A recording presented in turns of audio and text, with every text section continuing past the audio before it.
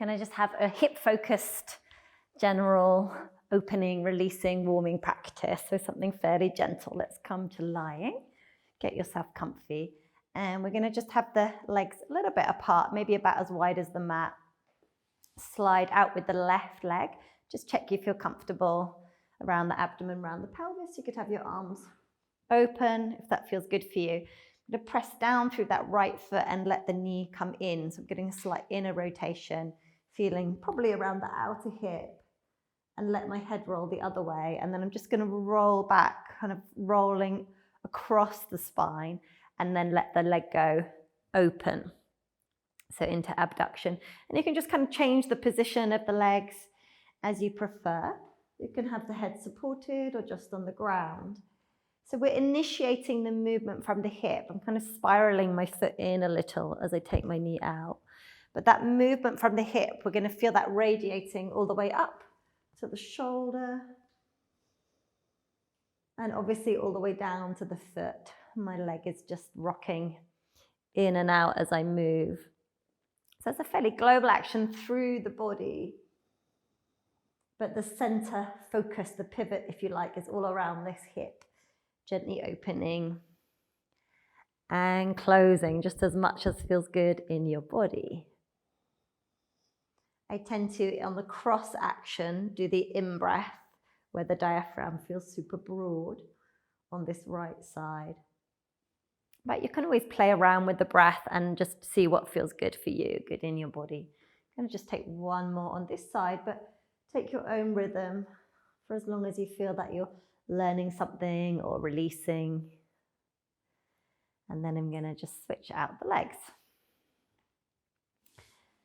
So left foot's going to press into the ground until the knee rocks across, and I'm going to let my head roll to the left. And I'm letting my knee open, kind of swiveling the foot to make that possible.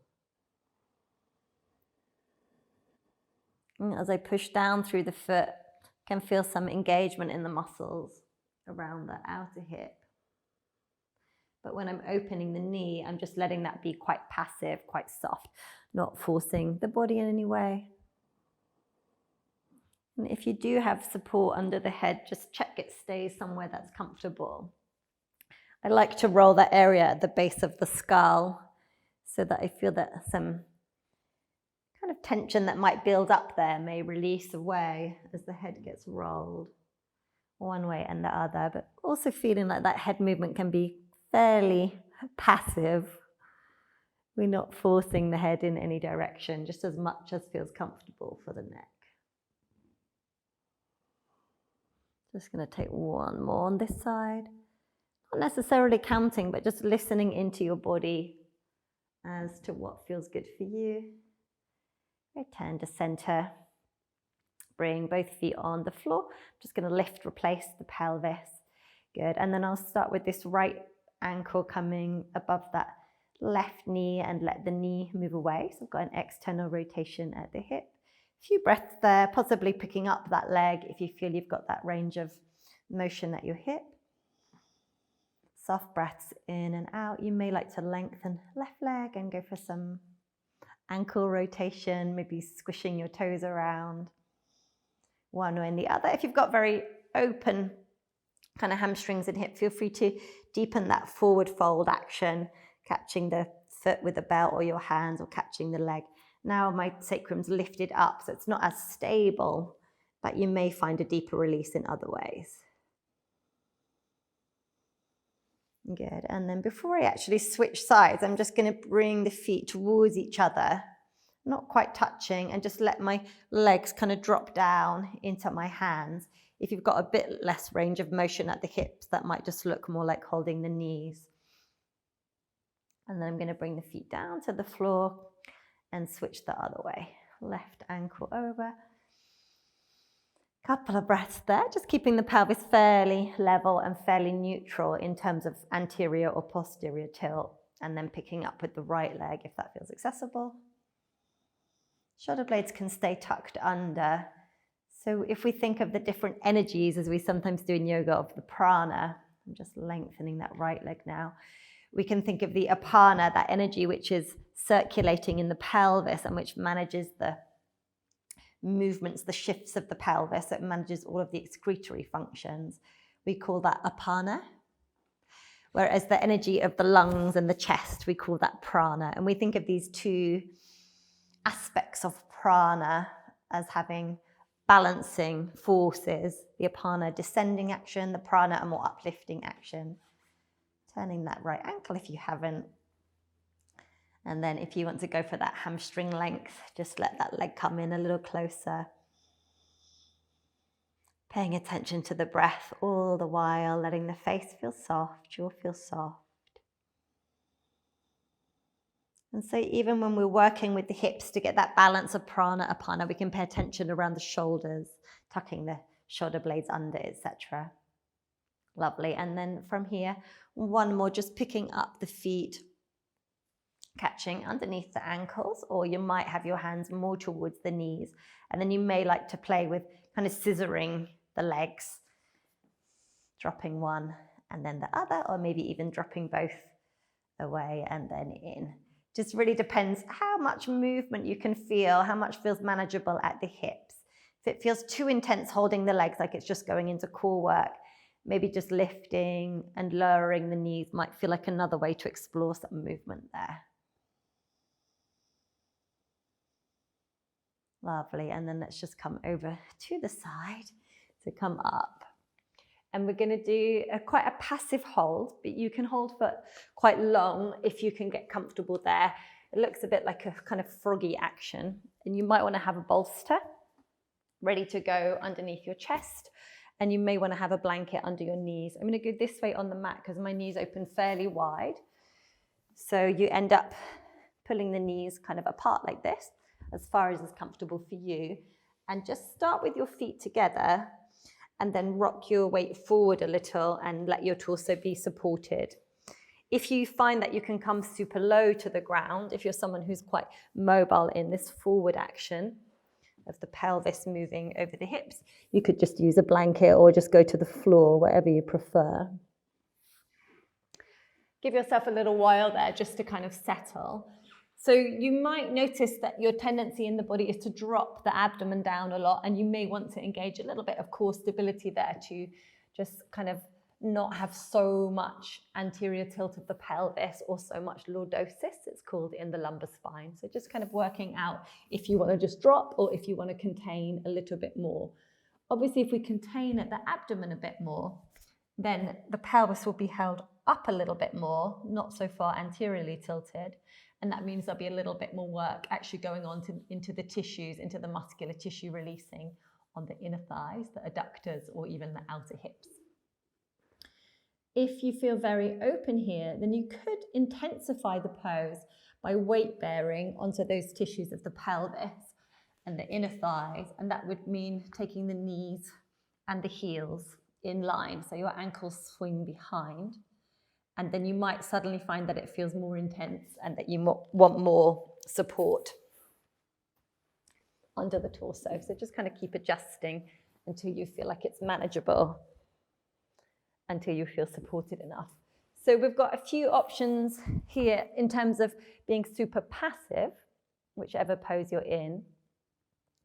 Or we could also rev it up a little bit by imagining that our ankles are going to press down into the ground. So that could be with your feet together or with your feet apart.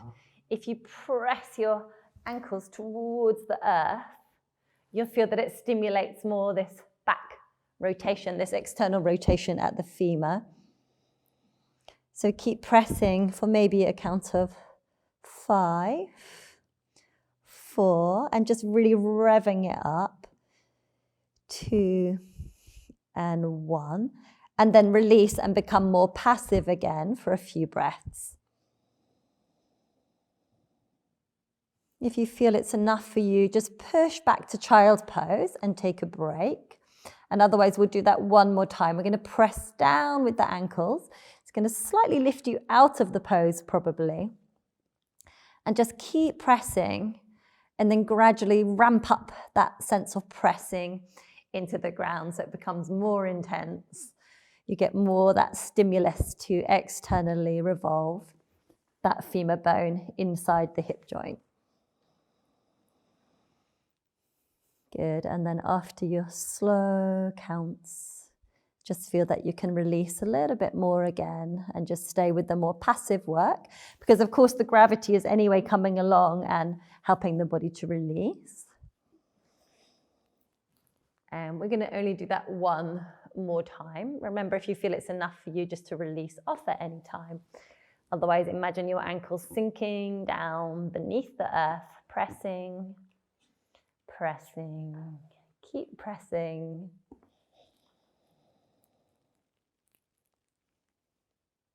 And then release.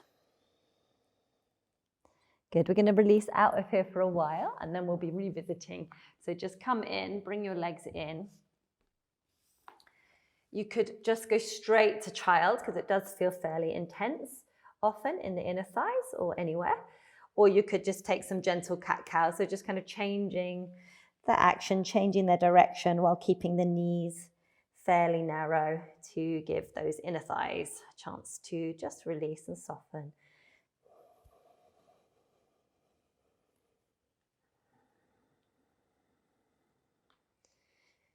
Moving with awareness of the body, of the head, of the shoulders, just creating ease as much as you can. Good, and then just, if you're in child, pause for a moment, and if you're taking this cat-cow, just really hug in at the lower abdomen. And then release. And then we're going to take a brick, and we're going to hold the brick between the legs, between the thighs. And if you don't have a brick there, you could take anything else that you can squish between the legs, and then just kind of stabilize your shoulders, get your shoulder blades hugging down, and just hug in with your legs. And you'll feel again that it creates a little bit more structural stability all through the core, gives a little bit of work on the inner thighs to the adductors.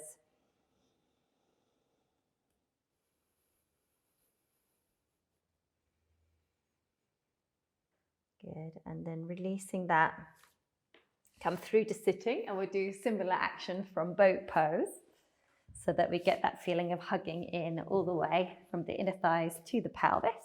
So you can just grab your brick to the thighs, lean back a little and squeeze in. You may want to sit up and maybe lift the arms if that feels manageable. Lean back and squeeze in. Feel free to lift the legs. And then just one more squeezing in and lengthening, releasing. So having kind of stabilized and contracted there feels a little bit of a counterbalance to all of that lengthening that we had on the inner thighs. And then we come back to this froggy kind of position. And we sit back onto the heels. That might feel enough for you. You may want a bolster or more than a bolster or less. And then if you feel you've got lots of space, you could rock forward with the pelvis. So then you can see that gravity is going to come and bear down more here and lengthen more there. And then let yourself just get comfortable with your head. And then this time, instead of trying to press the ankles, once we've kind of accommodated to the pose, we'll imagine that we're pressing through the knees. And that will do the opposite. That will, if you actually pick up your ankle, you can feel and see that you get this internal rotation. But we're just going to imagine initially, not actually pick up the foot. Give yourself enough time to settle, to feel your breath steady and stabilize. And then just start to press your knees towards the ground, more than the ankles. But you don't have to lift the ankles. Just imagine pressing the knees, more and more weight bearing through the knees.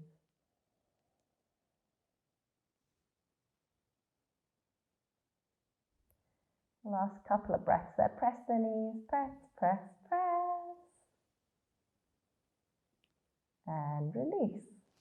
And then the body just kind of settles, or you might feel a little shift a little bit. Good. Feel free to just release out of here at any time and do some freeing movement, child pose or cat-cow, whatever works. And otherwise we'll just ramp it up again. So imagine your knees pressing. Pay attention to both knees. You could alternate and do one side and then the other if you prefer to focus alternately, and give your full attention to one leg. Press the knees, press the knees. Imagine you're trying to lift your ankles, but they're weighted down, that kind of a feeling.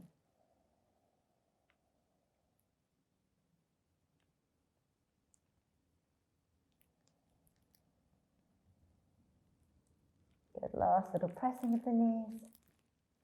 And then release and soften. Pay attention to your breath, just gently coming and going.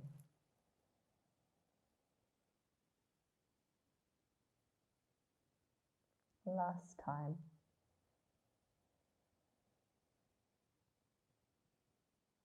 Knees start to press. Imagine the ankles lifting. Keep pressing. Notice how one side feels. Notice how the other side feels.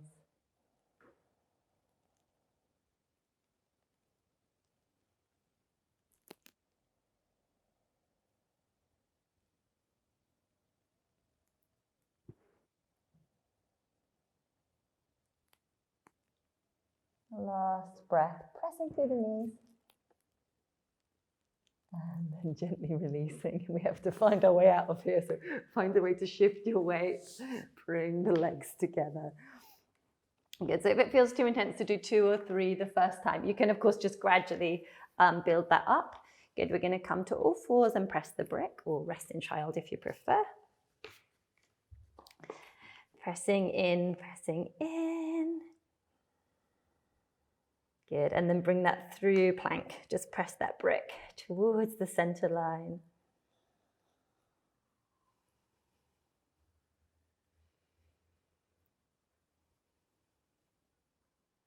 And move your hands back towards your feet, or your feet a little towards your hands. You can bend your knees. Lift up through to standing. And keep pressing in towards the center. So you feel quite stable there at the hips and in the pelvis. And then a forward fold. Then the knees, or just hinge at the hips if you prefer. Good, you could walk it through down dog and through to plank.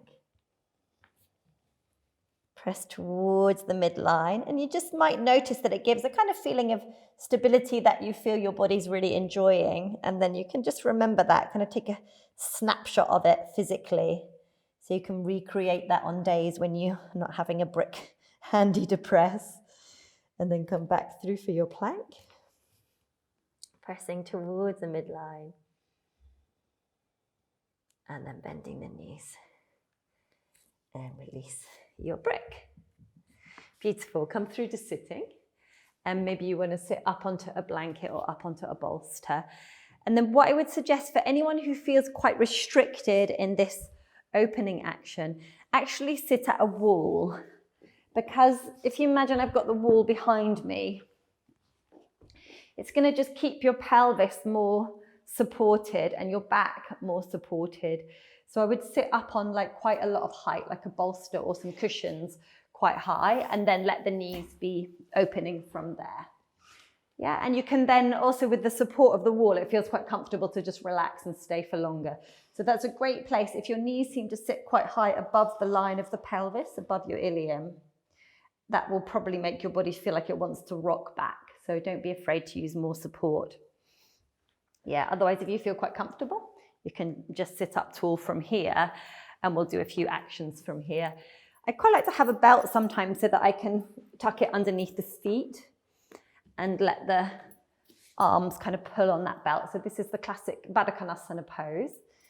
And we've gone straight into abduction and external rotation. So it's quite a classic pose because, of course, this would have prepped all of the seated postures for meditation. So just grab a hold of something if that helps you, or hands hold under the feet. And first of all, imagine trying to pull up the feet, but they're not moving, and use that momentum to let the shoulder blades pull down and to feel like you're getting some lift up of the breastbone.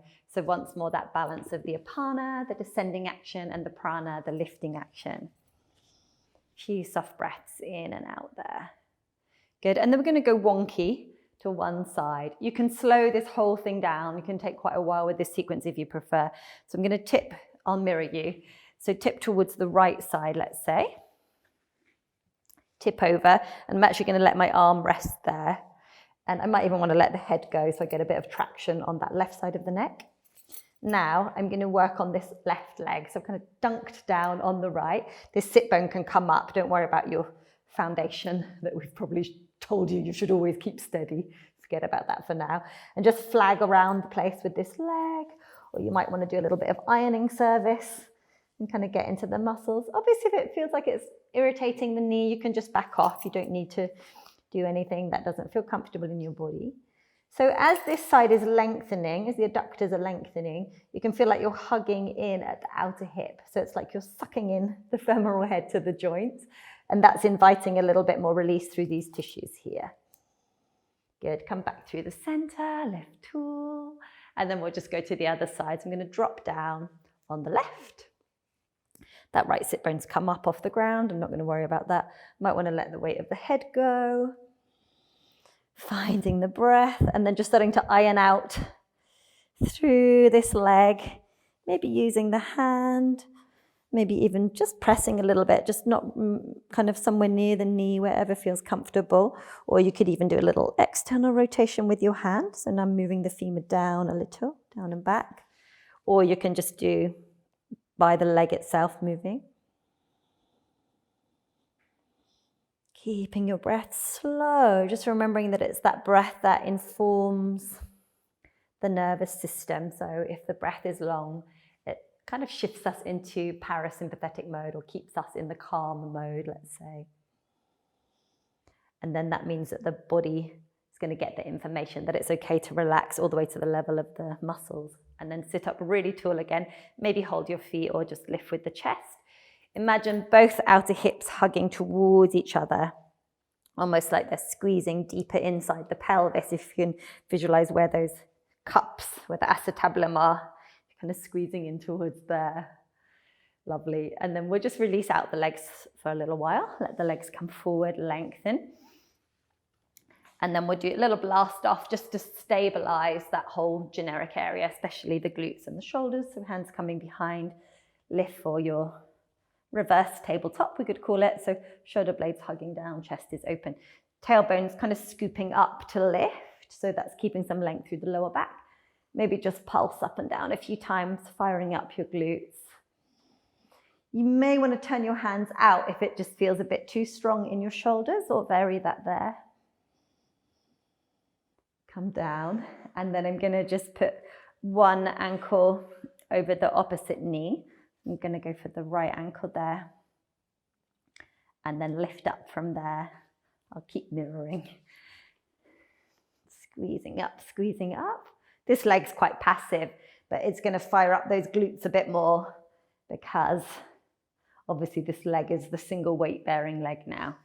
And then switching sides.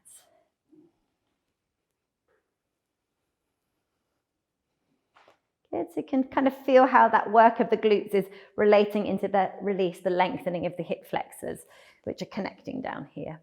Lovely. Last little Baddha Konasana play. Coming in, feel free to use a belt or hold under the feet. Lifting up tall along the spine as you let the legs open. See if you can press the feet together, so you feel like you're kind of compressing the feet in towards that midline. Soft breaths, stay as long as you like. When you feel some kind of quality of ease or release around the hips, you may want to rock side to side or even circle the torso a little, so you're lengthening side, lengthening forward, lengthening to the side, maybe leaning back, changing direction. Good, and then we could actually lift up once more if you seem to have enough space.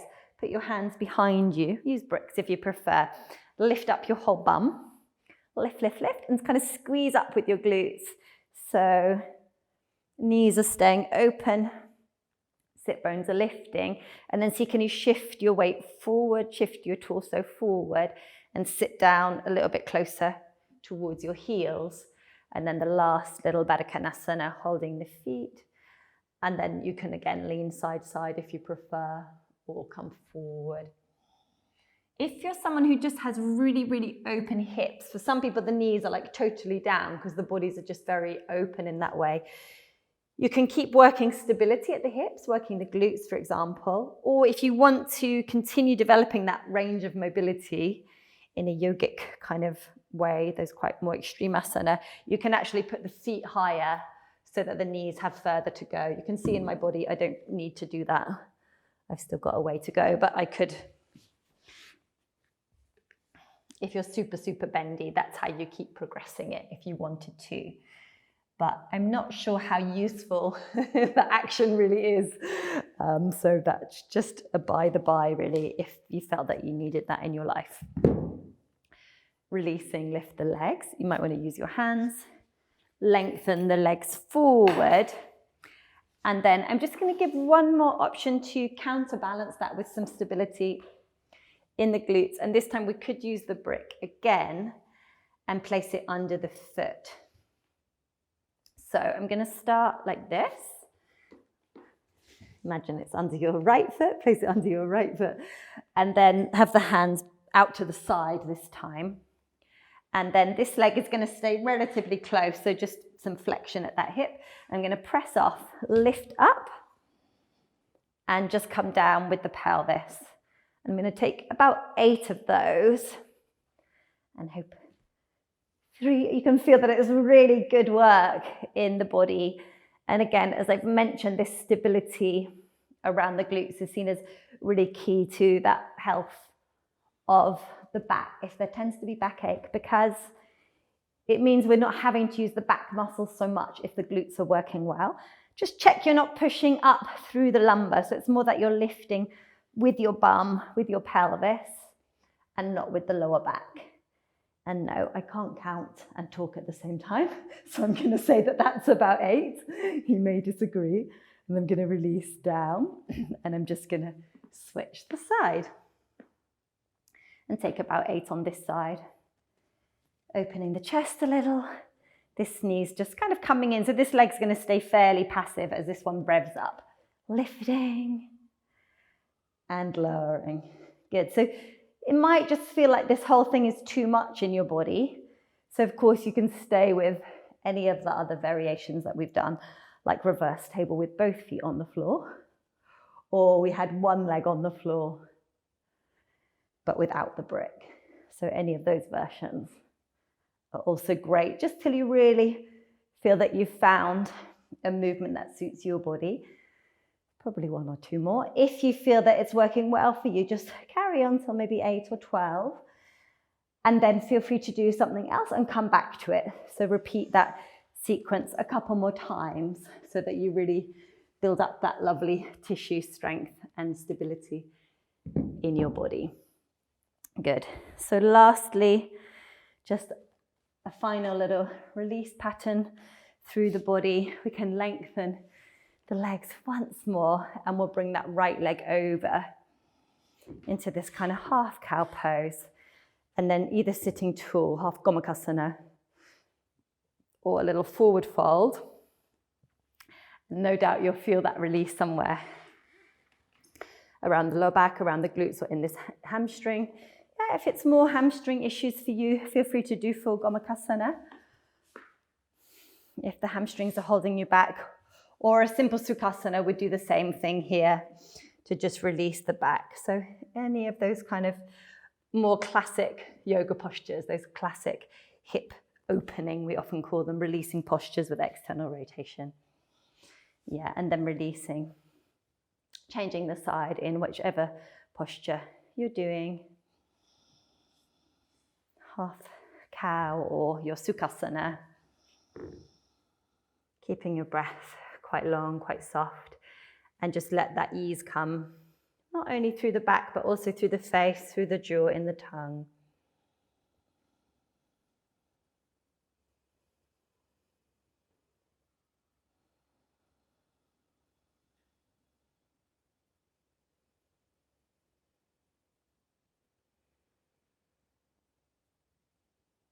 Good, and then just take your time whenever you're ready to release. It's a fairly short practice. You may still want few minutes in Shavasana or a really long Shavasana if that suits you, or just a few minutes for your seating practice. Just coming into some mindfulness, some awareness of the body and the breath after all of that movement. So just see where you need to be.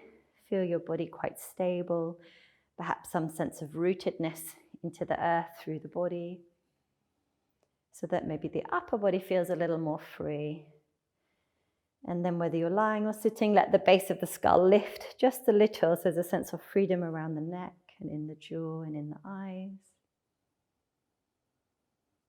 And maybe just pausing in your day to be really generous towards yourself, to offer yourself some real kindness.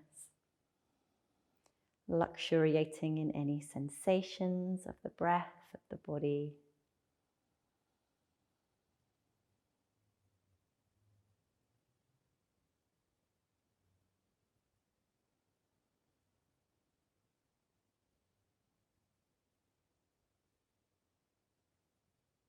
And whenever you feel ready, closing your practice and enjoying the rest of your day or your evening.